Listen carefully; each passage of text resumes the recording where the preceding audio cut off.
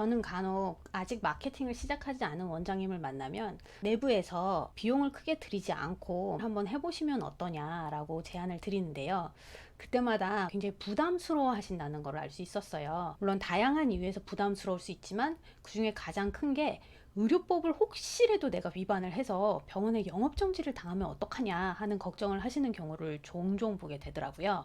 그래서 오늘은 실제 병원이 마케팅을 할 때 의료법을 위반하지 않고 내부에서 직접 운영을 하실 수 있는 방법에 대해서 소개를 드려볼까 해요. 의료광고법 제56조를 가서 찾아보시면 이렇게 작성이 되어 있어서 보기만 해도 굉장히 복잡해 보이지만 실제 그 내용을 자세히 살펴보면 병원이 내부에서 소소한 마케팅을 하기 위해 알아야 되는 본질은 크게 세 가지밖에 없다라고 저는 10년 동안 느끼게 되었는데요. 요 세 가지만 피하시면 내부에서 하시는 간단한 홈페이지 게시판 운영, 블로그 운영, 카카오톡에 상담을 하는 정도에는 큰 무리가 없으셔서 한번 요 세 가지 본질에 대해서 제가 알려드려 볼게요. 첫째로 병원에서 마케팅을 할 때 가장 먼저 정확하게 인지를 해야 되는 것은 의료 광고의 경우는 의사만이 할 수 있다라는 제53조의 첫 번째 1번 문장이에요. 병원 마케팅의 메시지는 의사, 의료인 이분들만 전달하는 전송자가 될 수 있다고 얘기를 하는데요. 이 이유 때문에 실제 환자의 후기나 경험담은 마케팅의 도구로 사용할 수가 없는 것이에요. 왜냐? 환자의 후기나 경험담은 그 정보의 주체가 환자일 수밖에 없기 때문이죠. 그래서 특히 처음으로 마케팅을 시작하는 병원이라면 환자 경험담을 활용한 마케팅은 피하는 게 당연히 좋으시죠. 그렇다면 무조건 병원에서 후기나 경험담과 같은 마케팅을 할 수 없냐라고 물어보신다면 제가 활용했던 방법을 소개해드리면 저 같은 경우는 후기나 경험담으로 콘텐츠를 만들었었는데 그 주체를 병원으로 했어요. 그러니까 원장님이 쓰는 후기, 원장님의 경험담, 진료실 팀장님이 경험한 경험담, 아니면 데스크 코디 선생님이 느꼈던 그런 경험담을 이야기로 풀어서 메시지를 전달하면 이거는 당연히 주체가 환자가 아니라 병원이기 때문에 메시지를 전달할 수가 있겠죠. 그래서 이런 방법을 활용하는 것은 가능하지만 절대로 환자가 주체가 된 경험담은 피하셔라 라고 얘기를 드리고 싶고요. 두 번째로 병원이 주의해야 될 것은 광고를 집행하기 전에는 필히 사전심의라는 걸 받으셔야 되세요.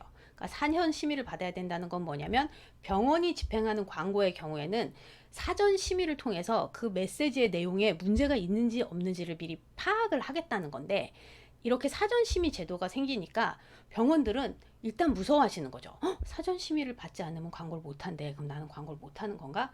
근데 여기서 잘 생각을 해야 되는 것은 사전 심의의 대상은 광고라는 거예요.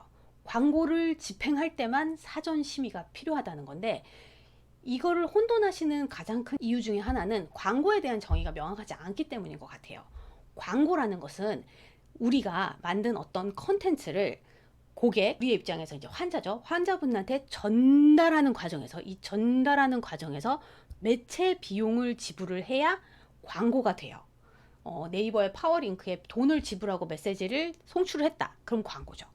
하지만 내가 홈페이지를 제작하고 콘텐츠를 올린다든가 아니면 블로그를 만들어서 블로그에 글을 작성하는 그런 행동 자체는 광고가 아니에요. 왜냐하면 나는 매체비를 지불하고 그 메시지를 고객한테 전달한 적이 없기 때문이죠.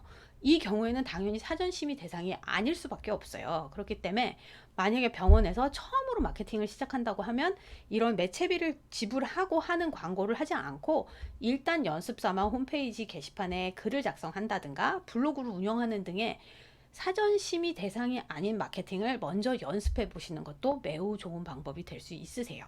간단하죠? 그리고 세 번째는 그러니까 의료법에서는 의료 광고에서 절대 사용하지 않아야 되는 그런 표현 방법을 15가지 정도를 제시를 해요. 가서 살펴보면 되게 상식적으로 당연한 내용들이 많거든요. 일단 거짓 표현, 비교 광고, 비방 광고, 과장 광고 이런 것들은 상식적으로 생각해도 하면 안 되죠. 근데 이 이외에도 뭐 다양한 하지 말라는 그런 표현 방법들이 여러 있는데 저 같은 경우 처음에 시작했을 때 그 의료법 인쇄를 해서 컴퓨터 옆에 딱 붙여놓고 그걸 찌려보면서 블로그 글 같은 거 작성을 시작했더니 어머나 세상에나 내 머리에 있는 모든 창의력이 먼 나라로 이민을 가는 것 같은 느낌을 받게 되더라고요. 그래서 고민을 하다 제가 만들어낸 방법은 내가 만든 컨텐츠를 우리 옆이나 앞에 있는 병원에서 보시고 불쾌하게 느끼지 않으면 괜찮겠다라고 생각을 했어요. 그래서 만약에 내가 이 15개를 컴퓨터 옆에 딱 작성을 해 놓으시고 딸딸 외워서 다 피하고도 내 창의력을 뿜뿜 발휘해서 컨텐츠를 제작하실 수 있다고 하면 그렇게 하셔도 되는데, 만약에 그게 나도 어렵다, 너처럼 나도 어렵다 한다면 저 같은 방법을 사용하셔도 큰 문제가 없을 것 같기는 해요. 지금까지 설명드린 세 가지가 우리가 의료법 위반을 하지 않고 병원 내부에서 직접 마케팅을 할 때 알아야 될 정도의 얘긴데요.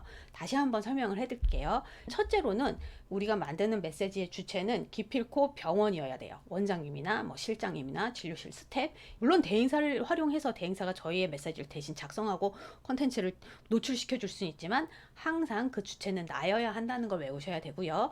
둘째는 내가 만든 콘텐츠를 고객한테 전송하기 위해서 매체비, 제작비가 아니라 매체비를 사용할 계획이라면 기필코 사전에 협회에다가 사전 심의를 받아야 된다는 것, 그거 하나 기억하셔야 되고요. 마지막으로 우리가 만드는 커뮤니케이션 메시지는 경쟁자가 봤을 때 너무 불쾌해서 이걸 보건소에 신고하고 싶은 마음이 들지 않을 정도에서 조정해서 사용하시면 큰 무리 없이 내부에서도 마케팅을 진행할 수 있으세요.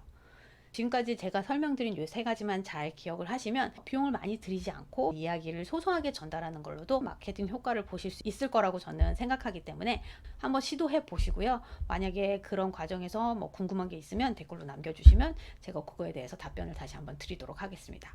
오늘은 여기까지 하고 다음에 또 재밌는 영상으로 다시 찾아올게요. 안녕.